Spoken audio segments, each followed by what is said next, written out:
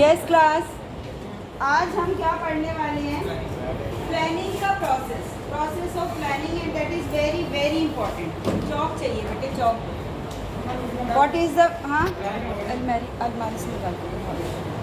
Planning process में मैंने आपको बताया था उस दिन, प्रोसेस किसे कहते हैं? प्रोसेस की क्या खासियत बताई थी? प्रोसेस की क्या खासियत बताई थी?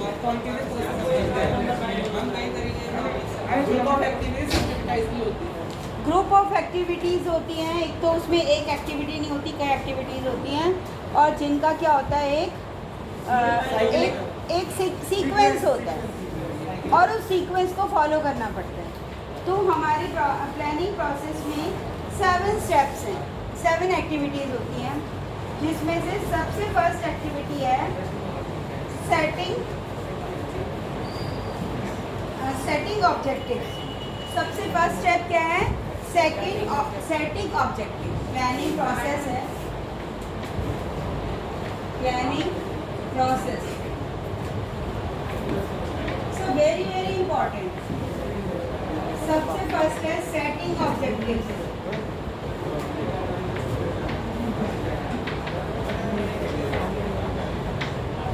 देखो, बोलोगे नहीं क्लास में, लिसन। केशव, सीधे हो जाओ बेटे। सबसे पहले क्या है? Setting objective. सेटिंग ऑब्जेक्टिव क्यों करना पड़ता है? प्लानिंग का सबसे फर्स्ट स्टेप है ये, क्योंकि प्लानिंग जो है बिना ऑब्जेक्टिव के होती ही नहीं। हम किसी ऐसी चीज़ की प्लानिंग नहीं कर सकते जिसका कोई ऑब्जेक्टिव ही ना हो। जैसे आप स्कूल आए हो, स्कूल आने के लिए आपने कोई प्लानिंग की है, तो स्कूल आना और पढ़ना आपका क्या है? ऑब्जेक्टिव है। क्या है? ऑब्जेक्टिव। तो सबसे पहले क्या है? Objective, setting objective. This is the first step of planning. अब ऑब्जेक्टिव के बारे में कैसे हो कि ऑब्जेक्टिव कैसे हो, अगर आप अपनी बुक में देखोगे इसकी डिटेल, तो ऑब्जेक्टिव जो होते हैं कैसे होने चाहिए? ऑब्जेक्टिव में भी set for the entire organisation और एंड फॉर ईच डिपार्टमेंट। पूरे ऑर्गेनाइजेशन के लिए ऑब्जेक्टिव सेट किए जाते हैं। कल मैंने शुरू करवाया था अपने सेक्शन में। तो ऑब्जेक्टिव में भी सेट फॉर एंटायर ऑर्गेनाइजेशन। पूरे ऑर्गेनाइजेशन का क्या ऑब्जेक्टिव है? और इसके बाद ईच डिपार्टमेंट, अलग अलग डिपार्टमेंट है, उनके क्या ऑब्जेक्टिव होंगे, ये सेट करना। फिर उसके बाद और क्या? ऑब्जेक्टिव शुड बी क्लियर होनी चाहिए, हर एक को पता हो, और वो ऑब्जेक्टिव जो है हर एक को पता भी होनी चाहिए। हर मैनेजर को, डिपार्टमेंट के मैनेजर को क्या ऑब्जेक्टिव क्या हो, पता होने चाहिए। और क्या है ऑब्जेक्टिव? हाँ, सीखे बैठे, मेरी क्लास है ना कल से। हाँ, दोनों काफ़ी आ रहे हैं, 12C काफ़ी नहीं, ये भी कम हो रहे हैं, रोज ही कम आ रहे हैं, पता नहीं क्या है। लिसन, आपके 12C में आए हैं 27, कल 29 थे, उससे पहले 33 थे, रोज कम हो, 46। यस, तो ऑब्जेक्टिव कैसे होनी चाहिए? क्लियर, पता हो, यही ऑब्जेक्टिव है। जैसे अगर मैं ये कहती हूँ कि हमारी सेल है, ऑर्गेनाइजेशन की सेल है, अभी जो मैंने लास्ट टाइम का एग्जांपल दिया था कि हमारी एक ऑर्गेनाइजेशन है, हमारी गारमेंट बनती है, हमारी फर्म है, फर्म में क्या बनते हैं? गारमेंट। और ये गारमेंट की हमारी सेल जो है वो 1 लाख होती है मंथली, और हम इसका, हमारा ऑब्जेक्टिव है कि हम इसको बढ़ाएं, हम इसको क्या करें? 1,50,000। ये हमारा क्लियर ऑब्जेक्टिव है, इंक्रीज सेल। ये हमारा क्लियर ऑब्जेक्टिव है कि 1 लाख से हम कहाँ लाना है? 1,50,000 पे लाना है। ठीक है, क्लियर है। अब इस ऑब्जेक्टिव को हम सब डिपार्टमेंट में बताएंगे, तो ऑर्गेनाइजेशन का गोल हो गया। फिर हमारा हर डिपार्टमेंट को बताएंगे। जैसे हमारी ऑर्गेनाइजेशन में प्रोडक्शन डिपार्टमेंट है, फाइनेंस डिपार्टमेंट है, एडवर्टीजमेंट डिपार्टमेंट है, सेल डिपार्टमेंट है, अलग अलग डिपार्टमेंट है। उन सब डिपार्टमेंट को बता दो कि देखो भाई, हमारा ये ऑब्जेक्टिव है। अब इसके लिए प्रोडक्शन वाले को प्रोडक्शन बढ़ानी पड़ेगी, समझ लो वो 1,00,000 यूनिट बना, समझ लो वो 10,000 यूनिट बनाता है, तो उसकी प्रोडक्शन उसको 15,000 से भी ज़्यादा रखनी पड़ेगी। तो ये क्या है, प्रोडक्शन को इंक्रीज करना। देन आप दोनों हाथ से लो।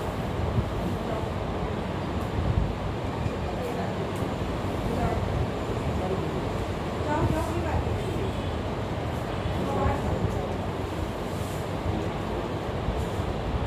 ये नहीं आना आपके पेपर में? आता है सब? आता है तो आओ आप समझा दो। कुछ है, थोड़ी मजाक थोड़ी कर रही हूँ बेटे मैं यहाँ पे, या टाइम आपका टाइम वेस्ट कर रही हूँ मेरा? क्या बातें करते रहते खेलते रहते?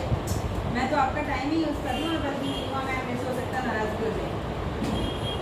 मेरा पर्पस यही कि आप स्कूल आए हो तो आपका टाइम ना वेस्ट हो, आपको कोई चीज़ आती भी है मान लो तो रिवाइज हो जाए, आपको फ़ायदा ही होगा, नुकसान नहीं। अगर मैं BSc पढ़ा रही हूँ, आप अकाउंट्स पढ़ रहे हो, तो ना आपको अपना अकाउंट्स आएगा ना BSc आएगी।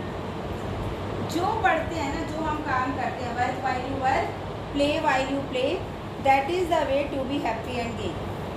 कि जब आपको खेलना है खेलो, पढ़ना है पढ़ो, जो सब्जेक्ट पढ़ना है वही सब्जेक्ट पढ़ो, तब तो आपको मज़ा आएगा। आप अकाउंट्स के पीरियड में बैठ के BSc पढ़ने लग जाओ, या इको करो, इको के पीरियड में अकाउंट्स करो, BSc पढ़ा रही हूँ तो आप कुछ और करो, तो आपको कुछ समझ नहीं आएगा, दिमाग भी रहेगा मैम देखना ले, because I am too alert, मुझे बिल्कुल पता चलता है क्या कहानी चलती है, आपको पता है मैं अलाउ नहीं करती। फर्स्ट बात समझ में आ गई। ऑब्जेक्टिव की क्या बात बताई? फर्स्ट क्या है, सेटिंग ऑब्जेक्टिव। प्लानिंग प्रोसेस में ऑब्जेक्टिव शुड बी क्लियर, और ऑब्जेक्टिव जो है should be set for the entire organisation और फॉर द ईच डिपार्टमेंट, और ऑब्जेक्टिव शुड बी अटेनेबल। कैसे होने चाहिए? Objective should be clear, then objective should be attainable. Attainable का क्या मतलब है? कि वो अटेन करने वाले, उसको हम गेन कर पाएँ। हाँ, ऐसा नहीं है कि हमारे उसमें जो है कैपिटली उसमें 1,00,000 की लगी हुई है या 3-4 लाख की लगी है, हम कह रहे हैं कि हमारी 1 करोड़ की सेल हो जाए। हो सकती है? हो ही नहीं सकती। हमारी सेल कहाँ से होएगी? हमने उसमें इतना इन्वेस्ट नहीं कर रखा। जैसे कि मैंने कल भी एग्जांपल दिया था कि हम कहें कि मेरा ऑब्जेक्टिव ये हो जाए, ये तो ऑब्जेक्टिव हो सकता है कि क्लास में सब बच्चे पास हों, अच्छे नंबर आएँ, 75 से 90% मार्क्स आए, 100% भी कुछ बच्चे लेंगे, लेकिन मैं ये तो ऑब्जेक्टिव नहीं सोच सकती हूँ कि पूरे सब के सब बच्चों का 100% मार्क्स आए। Is it possible? हो सकता है ऐसे हर बच्चा 100 नंबर ले ले? नहीं। तो दिस इज़ नॉट एन, और मैं ये ऑब्जेक्टिव रख लूँ कि this is not an attainable objective. तो objective should be clear, objective should be attainable. ठीक है, तो पहला हो गया सेटिंग ऑब्जेक्टिव। देन सेकेंड है डेवलपिंग प्रेमिसेस। सेकेंड स्टेप क्या है? This is first step. Then second step है डेवलपिंग प्रेमिसेस। रजिस्टर दो बेटे।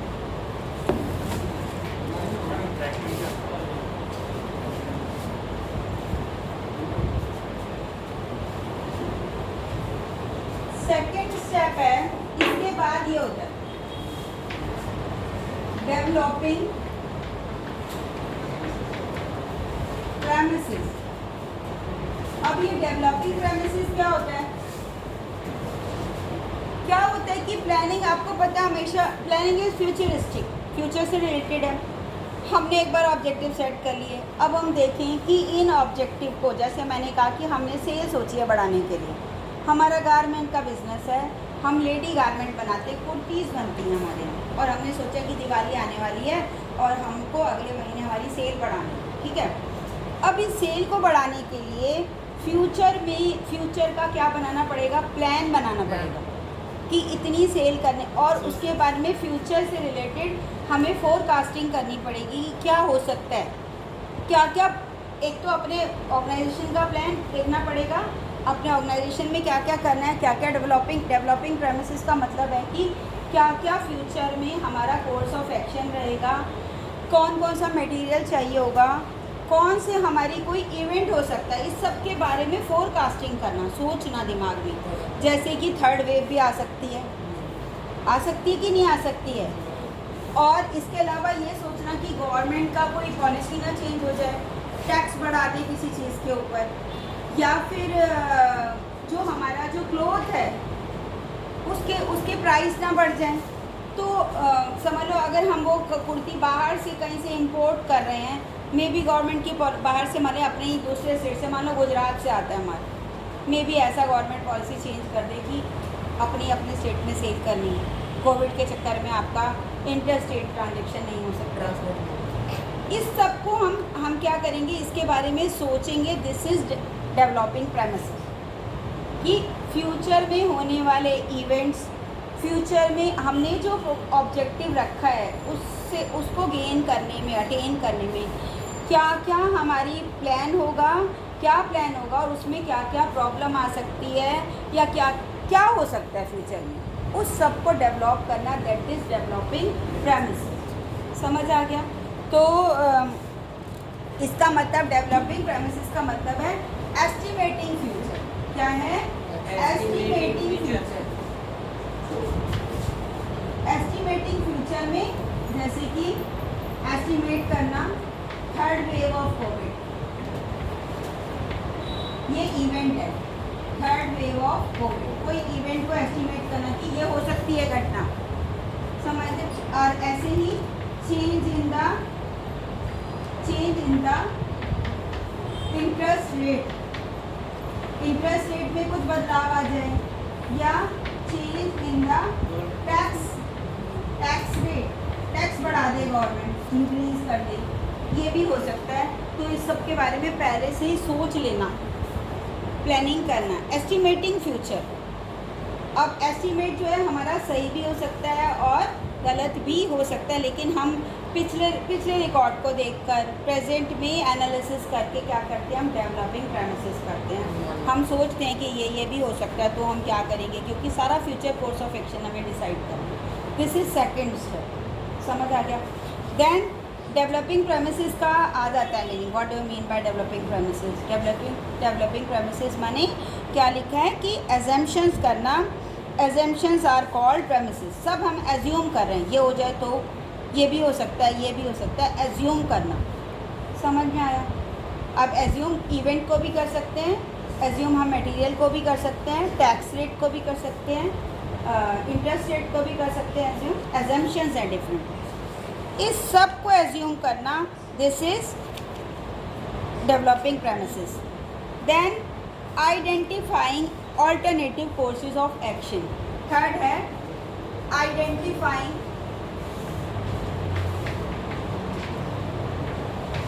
हमारा ऑब्जेक्टिव क्या था? Identify alternative course of action, course of action. इसको कौन बताएगा? जैसे हमारा ऑब्जेक्टिव क्या है, हमने क्या सोचा है, हम क्या करें? सेल बढ़ानी है। अब सेल बढ़ाने के कौन कौन से तरीके हो सकते हैं, कैसे कैसे सेल बढ़ाई जा सकती है, बताओ? या तो हम एडवर्टीजमेंट बढ़ा लें। फर्स्ट है, हमने आइडेंटिफाई करने different courses of action.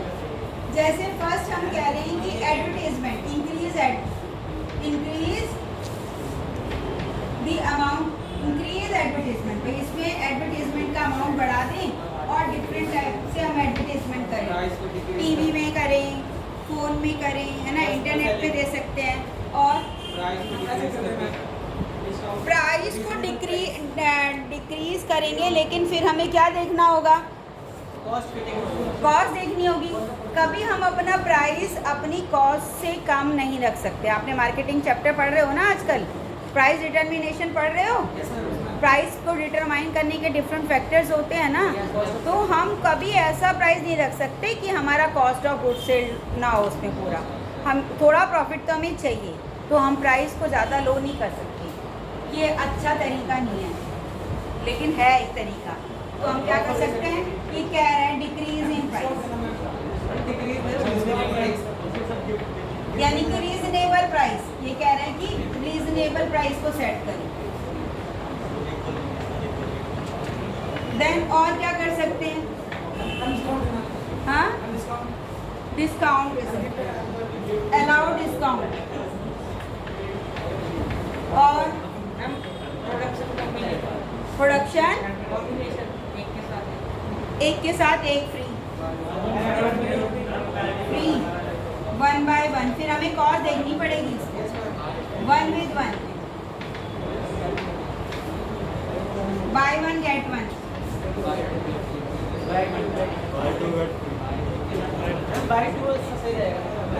buy 1 get 1 या buy 2 get 1। और पर्सनल सेलिंग तो करेंगे ही, और कोई तरीका भी सकता है सेल बढ़ाने का, लकी ड्रॉ। और पर्सनल सेलिंग तो होती है, अपने डिज़ाइंस में चेंज कर सकते हैं, है ना, मॉडिफाई करना डिज़ाइंस में, मॉडिफाई इन डिज़ाइंस। अगर कोई नए ढंग के डिज़ाइन के कपड़े आने लग जाते हैं तो लोग बाजार में खरीदते हैं, है ना। और क्या कर सकते हैं, पैकेजिंग ज़्यादा रोल नहीं प्ले करती है, क्योंकि बंदा तो खोल के देखेगा। हाँ, डिफरेंट। अब हमारा गारमेंट है, उसको क्वांटिटी नहीं बदल सकते। चॉकलेट वॉकलेट हो, देखो अगर हमारा चॉकलेट का बिजनेस होता तब हम ये कर सकते थे कि हम छोटी छोटी चॉकलेट बना के बेचते हैं, लेकिन कुर्ते में हम ये नहीं कर सकते। हमें उसका क्या साइज़ में, हम छोटा साइज़ के तहत बेबी साइज थोड़ी बेचेंगे, है ना। तो ये सब हमने देख लिया। देखो डेवलपिंग प्रेमिसेस में ना कॉम्पिटिटर भी आता है, वो भी एक मिस हो गया, उसको याद देख लेना कि कॉम्पिटिटर के बारे में एज्यूम करना कि कोई हमारा मार्केट में कॉम्पिटिटर तो नहीं आ रहा, ये सेकंड वाले का। अभी जो हम कर रहे हैं, हमने ये डिफरेंट, थर्ड क्या है, क्या करना, डिसाइड, आइडेंटिफाई करना। ये हमने आइडेंटिफाई कर लिया डिफरेंट कोर्सेज ऑफ ऑल्टरनेटिव, कि हमारे कौन से, हम कैसे जो है अपनी सेल को बढ़ा सकते हैं। Identify alternative course of action, ठीक है। देन फोर्थ क्या है, एवेल्युएटिंग ऑल्टरनेटिव कोर्सेज। अब हमने ये कर लिया, अब इसके बाद क्या करेंगे, हर कोर्स ऑफ एक्शन को क्या करेंगे, एवेल्युएट करेंगे। तो एवेल्युएटिंग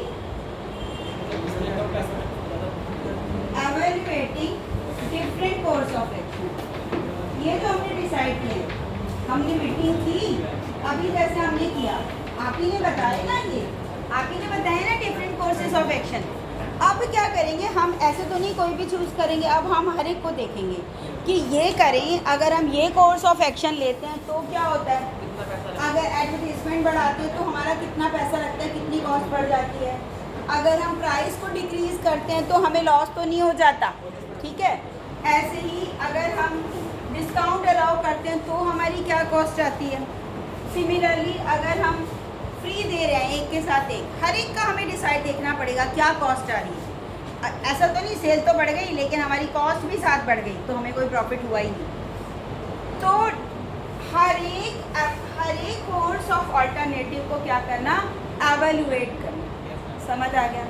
फिर उसके बाद क्या है, फिफ्थ क्या है, हमने हर एक को देख लिया। अब हम क्या करेंगे कि चूज़ करेंगे, किसको करेंगे, चूज़ करेंगे बेस्ट ऑल्टरनेटिव। किसको करेंगे, चूज़ द, नेक्स्ट स्टेप क्या है,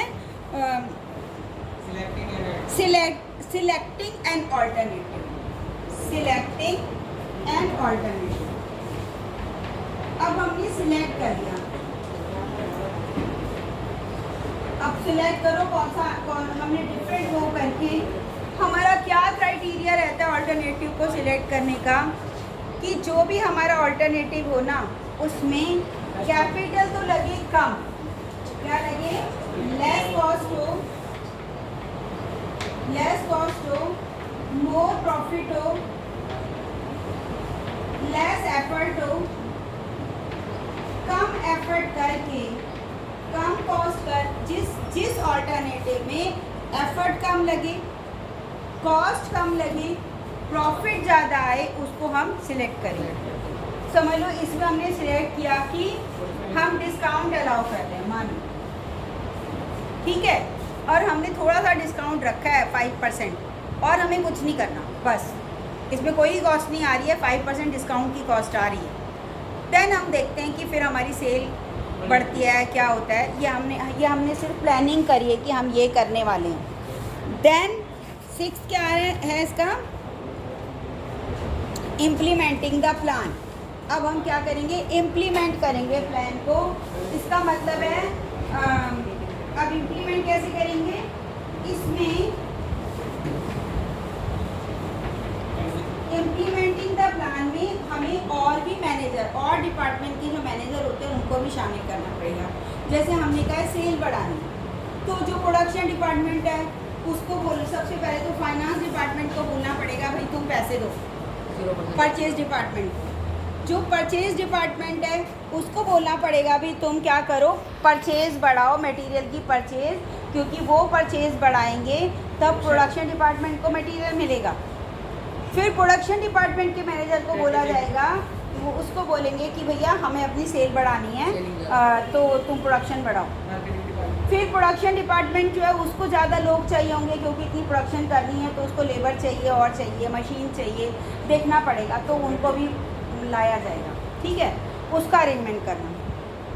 देन प्रोडक्शन हो गई। एडवर्टीज़मेंट डिपार्टमेंट को बोला जाएगा कि भैया थोड़ी एडवर्टीज़मेंट करो, बोलो भाई दिवाली आ रही है, हम नया स्टॉक आया है, जो भी है, तो वो अपनी एडवर्टीज़मेंट करें।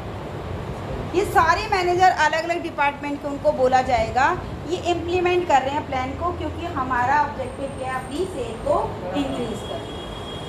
देन सेल करना, सेल कर रहे हैं और उसमें क्या दे रहे हैं, डिस्काउंट दे रहे हैं। ठीक है, ये हो गया। और last one is follow up action. Last क्या है, follow up action, 7th step, follow up action. अब ये देखो ना, ये ना फ्लो चार्ट है, इसके बाद ये, इसके बाद ये, फिर ये, फिर ये, और फिर ये लास्ट है follow up action. Follow up action में क्या होता है, आप एक्चुअल उसको आपने जो ऑब्जेक्टिव सेट किए हैं उसको देखो, और अभी एक्चुअल में जो हमारी सेल हुई है, हमने डिसाइड किया था 1,50,000 हमारी सेल हो, हमने देखा कि हमारी सेल हुई है 1,20,000, इंक्रीज तो हुई लेकिन अप टू द मार्क नहीं हुई। अब क्या हुआ, हमने क्या करा, अभी एक्चुअल में जो सेल हुई उसको नापा, जो हमने स्टैंडर्ड सेट किया था उसको देखा, फिर दोनों को कंपेयर किया, और कंपेयर करके हमें ये पता चला कि हमारी जो सेल है उतनी नहीं हुई। इसको कंट्रोलिंग कहते हैं। जो फॉलो अप एक्शन है दैट इज़ कंट्रोलिंग। कंट्रोलिंग में क्या करते हैं, स्टैंडर्ड सेट करा होता है जो प्लानिंग में, उससे जो एक्चुअल परफॉर्मेंस होती है उसको नाप के उसको कंपेयर करते हैं। फिर हम देखते हैं कि जो हमारा डेविएशन है, हमारी जो, जैसे अब इसमें हमारा डेविएशन जो है, हमारी जो सेल है वो कम हुई है, नेगेटिव डेविएशन, तो हम ये देखते हैं कि हमारी कम हुई है, तो एक तो पहले ये देखते हैं कम हुई है, फिर हम ये देखते हैं कि कम हुई है तो क्यों कम हुई है, क्या रीज़न है, हमारी सेल उतनी क्यों नहीं हुई जितना हमने स्टैंडर्ड अपना सेट किया था। तो इसमें हमारे सेल डिपार्टमेंट अच्छा नहीं रहा, एडवर्टीज़मेंट ने अच्छे से एडवर्टीज़मेंट, मार्केटिंग डिपार्टमेंट ने अच्छे से अपना रोल नहीं प्ले किया, या हमारी प्रोडक्ट में कहीं कोई कमी है। इस सब को देखते हैं और फिर जहाँ जो कमी होती है उसको दूर करते हैं। This is follow up action. हाँ, कंज्यूमर,